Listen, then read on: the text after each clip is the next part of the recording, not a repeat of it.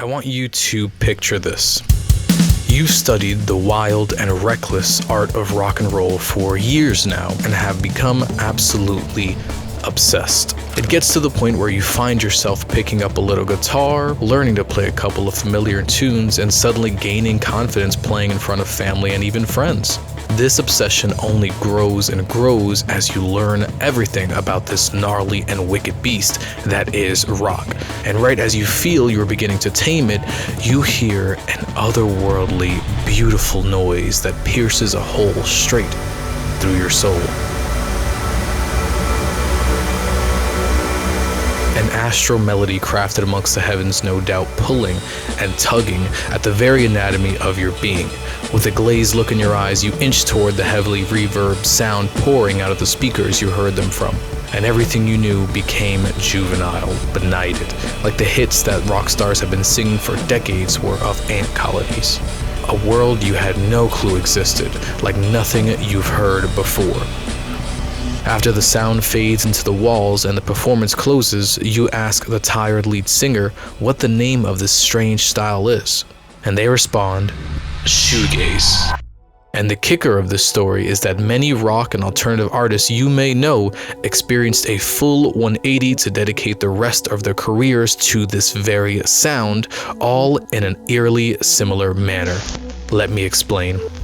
Shoegaze is a subgenre of alternative rock like no other. This music is mostly associated with its dreamy and wistful sound, portrayed by heavily reverbed layered guitars submerged in distorted sonic texture, aiming for a hazy psychedelic experience. The lyrics can be seen as secondary to the music as it can sound incoherent and drowned in the sound, but it makes for this powerful oneness of it all. Like all the instruments and vocals are compressed into this wall of sound, as it's been dubbed. Fun fact, shoegaze got its name from numerous British journalists and music critics pointing out that when the bands play, they tend to stare down at their shoes like sound-struck zombies trudging along each dreamy track. I mean, apart from being quite shy and quite awkward, we just had these pedal boards, so we would spend a lot of time looking down because you're kind of tap dancing your way through the set a little bit, and that label then stuck. And these pedals are solely responsible to create the dense layering of sounds and distortion and act as the primary tool used to produce such trippy sounds. The subgenre began to pop up around the late 80s with bands such as My Bloody Valentine and the Cocteau Twins being some of the more popular bands to solidify this strange music as a proper force to be reckoned with within the rapidly growing alternative scene. I also just want to reinstate how unique it was for this genre to be so music forward. I've always felt rock and alternative music to be known for their catchy riffs and hooks, something to keep the listeners coming back for a fix of that addicting melody. But I've noticed where shoegaze truly shines is through its ability to convey emotion and sometimes story through just instrumentation. It's fascinating. But soon after the conception in roughly the mid to late 80s, the genre had an explosion of popularity in the early to mid 90s. Albums such as Loveless by the aforementioned My Bloody Valentine, Souvlaki by Slowdive, Nowhere by Ride, Gala by Lush, and so many more came out during this time and enchanted an ever-growing dedicated fan base.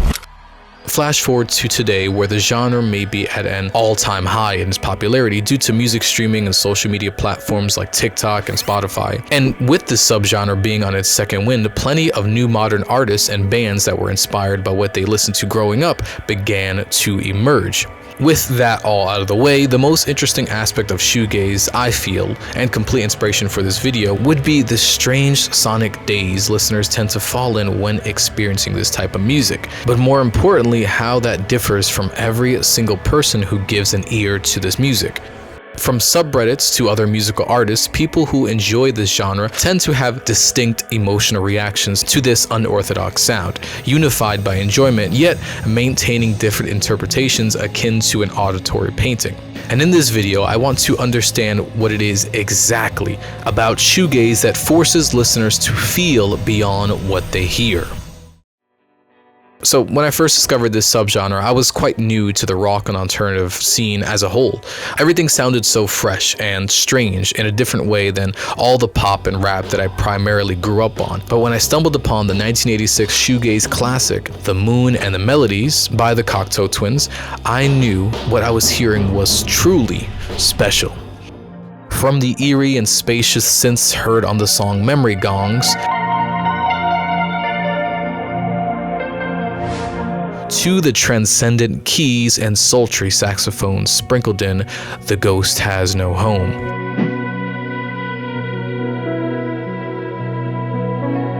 This listening experience proved to be like nothing I've previously heard, but the song that stuck out to me as the most commanding yet oddly desperate was the very popular See Swallow Me.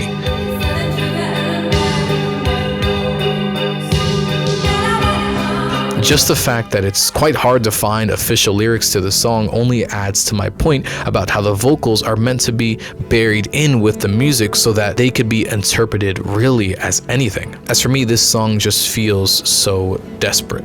A song that reaches out for help while sinking down into a dark void. Especially with a title such as See Swallow Me, it sticks out to me personally as a song that represents the feeling of being lost at sea, completely hopeless and doomed to darkness. Elizabeth Fraser, the lead vocalist in the band, delivers a devastating performance.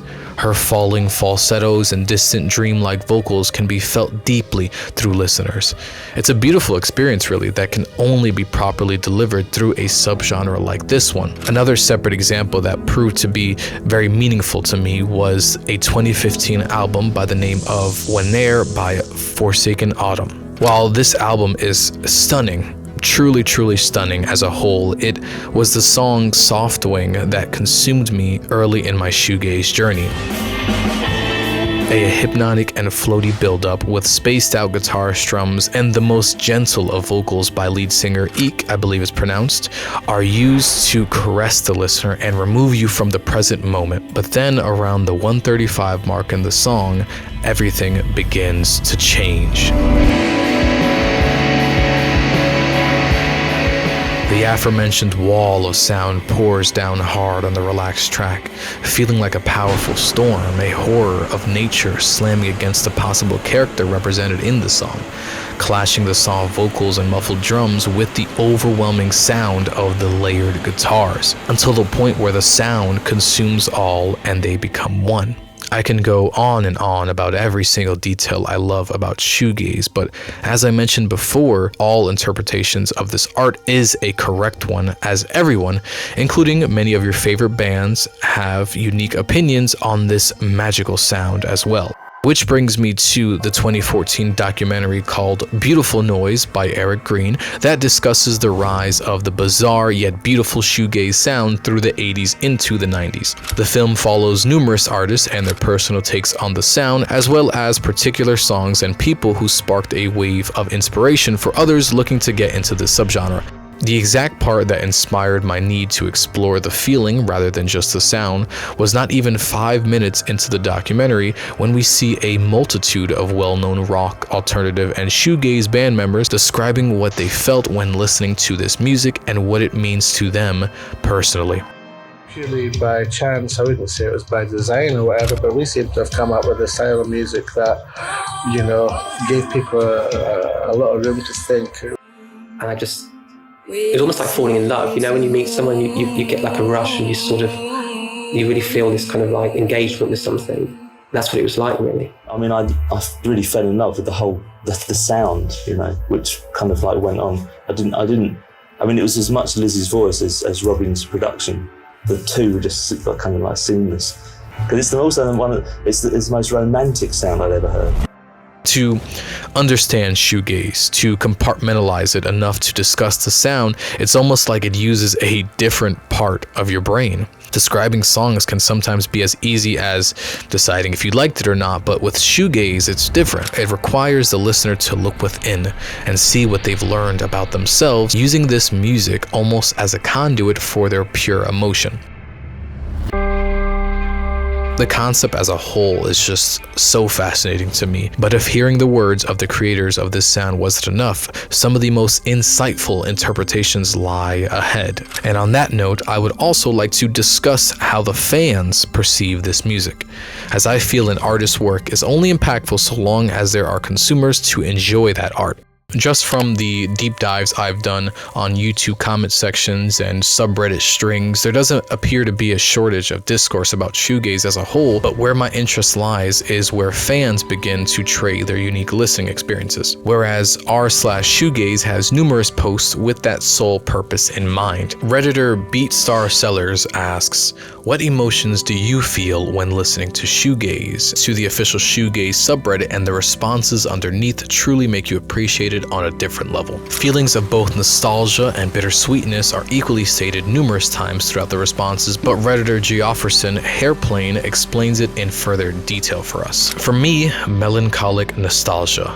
I listen to it most in the fall and the winter. I love listening to stuff like Vern's track, Stormy Clouds, on a rainy day, for instance. Reminds me of my misspent youth too.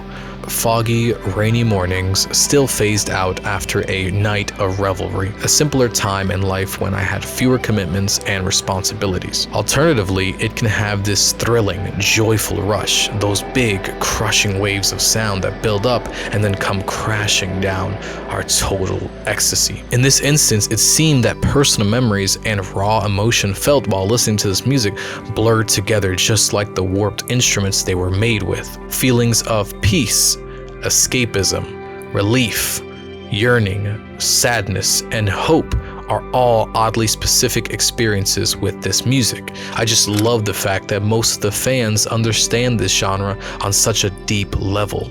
They understand it to be a force that calls out to you rather than the other way around. Speaking of which, yet another post on r/shoegaze ties my point together effortlessly. When the question, what is it about the genre that attracts you to it, was asked, every response, yet again, hits it on the nose. But one in particular by the name of Jams265775 spins a comment that I'm not too sure I could describe any better. It's that feeling.